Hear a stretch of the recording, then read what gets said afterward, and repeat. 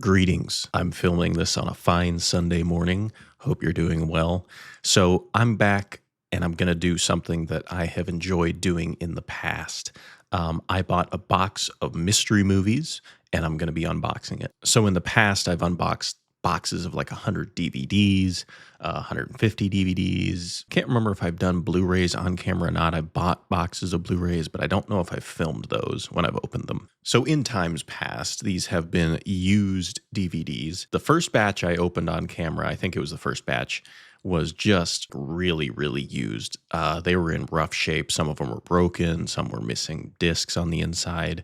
They were filthy. By the end of it, my hands were like black and grimy from touching the discs. But this time I am a little more excited to unbox these. Like I said, I think these are still used, but they're supposedly in good shape. They're Blu-rays, they're not DVDs. I think there's 30 of them. I think they're about $2 a piece. I think I paid maybe like 60 bucks for the box. So I think it'll still be fun. There won't be quite as many as in previous videos, but hopefully we get some interesting things. All right. And you'll have to forgive me. It is morning, drinking my coffee, trying to get with it. But, I am excited for this box though. So let's open the box, shall we? I can see that they're in plastic, so that's a good sign. That means maybe they are new. I was expecting them to be in good condition because they said A-grade movies or whatever. I don't know what that means, but I even see some slip covers, which is impressive. Ooh, all right. Dear valued customer, thank you so much for your purchase. We value you as a customer and appreciate your trust in us as a seller. And they printed this little note on sticker paper, so I can take pieces of their note and wear them as stickers. So that's cool. Yeah.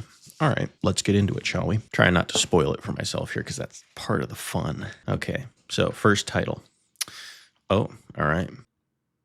We have Discovery Channel's Shark Week. 5 hours of teeth-chomping action. Fins of fury. Actually, it's funny because I always am like joking that it's Shark Week because I have no idea when Shark Week is. So anytime I see a shark on TV, I'm like, it's Shark Week. Okay, here's one in a slipcover. Every Breath You Take. Rated R for some violence in language and brief sexuality. I mean, the sticker price is $17.99, so that's already a steal. And it is in a slipcover. I like that. I probably will just keep it for the slipcover. War Pigs. Mickey Rourke. Chuck Liddell, Dolph Lundgren, and Luke Goss. Rated R, bloody war, violence, and some language. I've heard of this, but I've never seen it, so not sure if it's my kind of movie or not. Victory is the only option. Oh, Star Trek Generations. Okay. To be honest, I'm not a big Star Trek fan, so I probably won't keep that one. Oh, Ethan Hawke. Come on, focus, buddy. Focus. Adopt a Highway. Okay, so I've heard of this film, and I actually thought of picking it up. I'm a big fan of Ethan Hawke. He's in a lot of movies that I like. He's in some movies that I don't. But Russ Millings has just been released from prison after serving a 21-year sentence for a third-strike conviction for possessing an ounce of marijuana as he tries to adapt to a world that he doesn't recognize, including trying to learn how to use the internet. He finds an abandoned baby in a dumpster behind the fast food restaurant where he works as a dishwasher. Unsure of what to do and caught between the impulses of kindness and panic, Russ soon realizes that this could be his chance at redemption. Starring Ethan Hawke in a critically acclaimed performance, Adopt a Highway is equal parts tragic and triumphant. I'll take it. Like I said, I was going to pick this one up, I think, at some point, so I'm happy to see that one. Oh, okay. American Traitor, based on a true story. So this is some kind of World War II era film. What is this rated? Probably R. Maybe it's not rated. Oh, yeah, it's not rated. Okay, interesting. So, yeah. I usually have Rotten Tomatoes pulled up so I can just look these up as I go because that kind of also helps me determine whether I'm going to keep these or not. American Traitor, The Trial of Axis Sally. So it's rated a 19 on Rotten Tomatoes by critics and a 36 by audience. So that's not great. However, hear me out. It has a slipcover, so I'll probably keep it because I'm a sucker for a good pristine slipcover, which this one is relatively pristine. It's got some bends in it, but 13 Assassins. This is a film by Takashi Miike. Wow, wow, wow. Also, wow, will floor connoisseurs of action, says Time Out New York. Restricted, rated R, for sequences of bloody violence, some disturbing images, and brief nudity. Just brief nudity. If you want your fix of nudity, you got to get it somewhere else. 13 Assassins is brief. Wow, rated 95 on Rotten Tomatoes by critics and 88 by audience. Heck yeah, we'll keep that one, buddy. Call of the Wilderness. Yeah, Call of the Wilderness. I mean, it scares me a little bit that, obviously Call of the Wild is a Jack London novel. I don't know. Looks cheesy, but hey, could be a sleeper hit. The Box Trolls. It's the style of animation that it's a style of animation that I don't really like. It looks like slightly claymation-y kind of, I don't know. Yeah, looks slightly claymation-y. I'm not a big fan of that style. Probably not my kind of movie. Basmati Bluffs. Bollywood? ? Brie Larson. What? Not rated. This enchanting musical romantic comedy stars Oscar winner Brie Larson as Dr. Linda Watt, a sheltered young scientist whose company CEO, Oscar winner Donald Sutherland, orders her to India to sell farmers the GMO rice that she created. There, Linda meets Rajit, a rebellious college student forced to drop out for lack of funds. I can see where this is going. And it features original music by Pearl Jam and Kristian Bush of Sugarland. Let's look up this one. Oh, okay. Wow. Basmati Blues. The E is covered by his head there, so it looks like an F. I thought that was kind of a weird name. Basmati Blues is what it's called. Okay. Yeah, it's rated a 10% by critics and a 49% by audiences on Rotten Tomatoes. So, but again, it's got a slipcover. So I'm a sucker for a slipcover, so I'll probably keep it. It'll probably go in a little protective plastic thing, and I'll probably keep it. Blackfish. Never capture what you can't control. Official selection 2013 Sundance Film Festival. Mature thematic elements including disturbing and violent images, PG-13. Look it up on Rotten Tomatoes. Yeah. It's rated 98 by critics and 90 by audiences. Blackfish is an aggressive, impassioned documentary, so it is a documentary, that will change the way you look at performance killer whales. Is it important to talk about? Yes, probably. Is it my kind of thing? Probably not. All right, next title. Guardians. Meet the new superheroes. So that looks like a ripoff of like an Avengers type movie, not rated. So yeah, we have another one in a slipcover called Doctor Who. Oh, it's Doctor Who from the BBC. Series 7, Part 2, as seen on BBC America. Interesting. I've never watched Doctor Who, so maybe it would be good for me to keep, but it also seems a little odd that I would be starting in Series 7, Part 2. That does have a slipcover, but don't know if that makes sense for me to keep. The Battle of Leningrad. This is a harrowing, thrilling, and ultimately uplifting tale of survival and the power of love. The Battle of Leningrad is an epic war film filled with spectacular special effects. Based on true events, the fact that they said filled with spectacular visual effects makes me worried that possibly it is not filled with spectacular visual effects. No ratings. One user says, I think the movie is really bad. Probably not my thing then. The Virginian. Justice is a loaded gun. It's not rated, and I've never heard of it, so that probably doesn't bode well. There's an older movie called The Virginian, so this is probably like a remake of that, because this is 2013. The other one was 2000, so... Oh, there's also one from 1946, so maybe this is like remakes of remakes.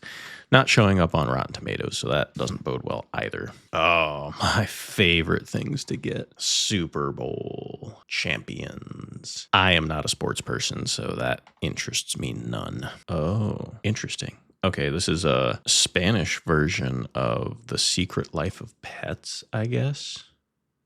Fair enough. Audio, English, Spanish.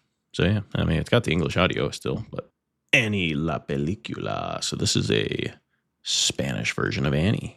Yeah, not my cup of tea, I don't think, but this is funny. Okay, so we have transitioned now into Spanish, I guess. We've transitioned into Spanish titles. Jack Ryan, Spanish version of a Tom Clancy Jack Ryan movie. Oh, that's fun. This is the Spanish version of We Bought a Zoo. And the Spanish title looks like it would translate to A Zoo in House or something like that. Based on a real story. This was based on a real story? Really? I do not remember that. But I like this one. It's got Matt Damon and Scarlett Johansson in it. Does it have the English audio? Specifications of the Blu-ray disc, English, master audio, yeah. Okay, well, yeah, I'll keep that one. I was going to get that movie anyway because, I mean, I haven't seen it in a while, but I remember liking it when I was younger. That's fun. Oh, yeah. Transformers, The Era of Extinction, also Spanish edition. I do not like the Transformers movies. To be fair, I've only seen one of them, I think, but Men in Black, also the Spanish edition. Chris Hemsworth, Tessa Thompson. Yeah, I'm not the biggest fan of Men in Black either. I don't know how this one was rated. How was it? Ooh, yeah, it was rated 23 by critics, 66 by audiences, though. But yeah, I never really jived with Men in Black, to be completely honest. Goosebumps, also the Spanish edition. Oh, interesting. Okay. The Curious Case of Benjamin Button. It's got a slipcover. And the slipcover is wrapped in plastic, which is not common. Yeah, I mean, it's 72 by critics, 80% by audiences. So that's not bad. I think I'll keep that one too. Does it bother me that I'll have Spanish titles in my movie collection? No, not really. I have some random different language titles in my collection because in some countries, they have Blu-ray editions of movies that we do not have in the United States for whatever reason. They're released in another country in Blu-ray or 4K, but not in the United States. So sometimes I buy international titles just for that. So they'll fit right in. The problem I have with putting them in my collection is that I always am at war with myself as to how to alphabetize them. Do I alphabetize them by their English title? Or do I alphabetize them by their international title? And I think I have just opted to alphabetize them by their international title because that seems to make sense. But it makes it a little harder to find them if I forget what that international title is. But that's a score, I think. 13 Academy nominations. And it's in this special golden thing here. Nice. We have a Minion movie. Also in a slipcover, which is nice. Surprise, surprise. I'm not a big fan of the Minion movies. We have The Witches with Anne Hathaway, Octavia Spencer, and Stanley Tucci. Again, the Spanish title, Las Brujas. Let me look that one up because I do remember seeing ads for that at one point, and I was like, oh, Anne Hathaway. Yeah, not rated very well. 50% critics. 32% audience. In late 1967, a young orphaned boy goes to live with his loving grandma in the rural Alabama town of Demopolis. As the boy and his grandmother encounter some deceptively glamorous but thoroughly diabolical witches, she wisely whisks him away to a seaside resort. Regrettably, they arrive at precisely the same time that the world's grand high witch has gathered her fellow cronies from around the globe undercover to carry out her nefarious plans. Yeah, I don't know if that's my kind of movie, but I'm tempted to keep it. My collector brain is activating. Mark Wahlberg, The Gambler. Does this also have Brie Larson in it? I think it does. It's got Mark Wahlberg and Brie Larson in it and John Goodman. How is that one rated? Not very well. 43 by critics, 31 by audience. Oh boy. Down to our last three titles. The Spanish version of The Suicide Squad Extended Edition. It might be worth keeping just to watch it once. And it's got a slipcover. So you got to take that into account. Mr. Bean, or just Bean, the movie. Also the Spanish title. I like Mr. Bean as much as the next guy, but I don't know. And our last title is the Spanish version of Will Smith's, come on, Hitch.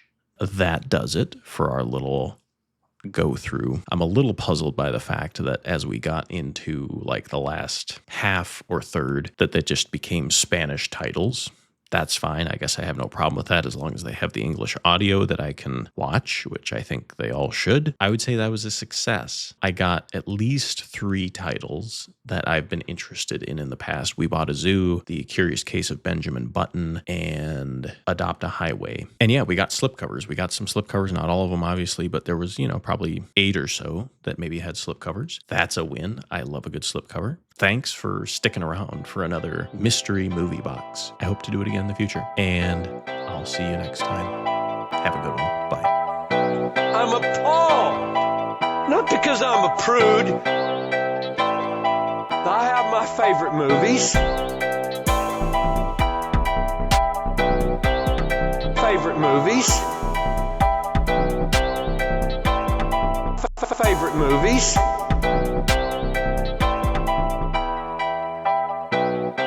I have my favorite movies.